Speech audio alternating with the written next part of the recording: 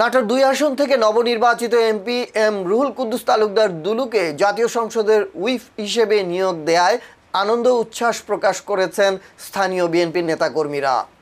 সোমবার 2 মার্চ তাকে জাতীয় সংসদের হুইপ হিসেবে নিয়োগ দেওয়া হয়। এই খবর নাটোরে পৌঁছা মাত্রই জেলা বিএনপির নেতাকর্মীদের মধ্যে ব্যাপক উৎসাহ উদ্দীপনা দেখা দেয়। সন্ধ্যা ইফতারের পর শহরের স্টেশন বাজার এলাকায় নেতাকর্মীরা মিষ্টি বিতরণ করেন। এ সময় উপস্থিত ছিলেন জেলা বিএনপির সদস্য নাসিম উদ্দিন নাসিম সহ অন্যান্য নেতাকর্মী। এদিকে নলডাঙ্গায় আনন্দ মিছিল ও মিষ্টি বিতরণ করা হয়।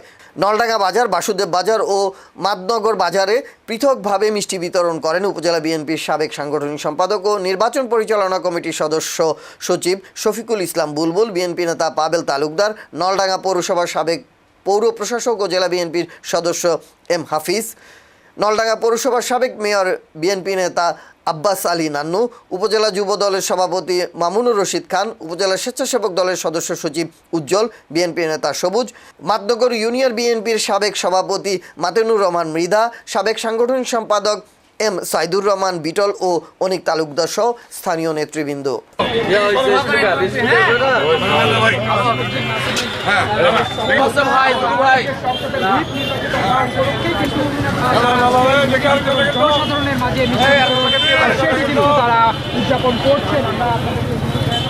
বাংলাদেশের বর্তমান প্রধানমন্ত্রী তারুণ্যের অহংকার তারেক রহমান সাহেবকে ধন্যবাদ দিতে চাই যে নাটোরের কৃতি সন্তান, এই নিয়ে 4 বারের এমপি, সাবেক মন্ত্রী, বিএনপি কেন্দ্রীয় নেতা রুহুল কুদ্দুস তালুকদার দুলু ভাইকে প্রতিমন্ত্রী মর্যাদায় জাতীয় সংসদের হুইপ হিসেবে নির্বাচিত করা হয়েছে। এই জন্য আল্লাহর দরবারে লাখো কোটি শুকরিয়া।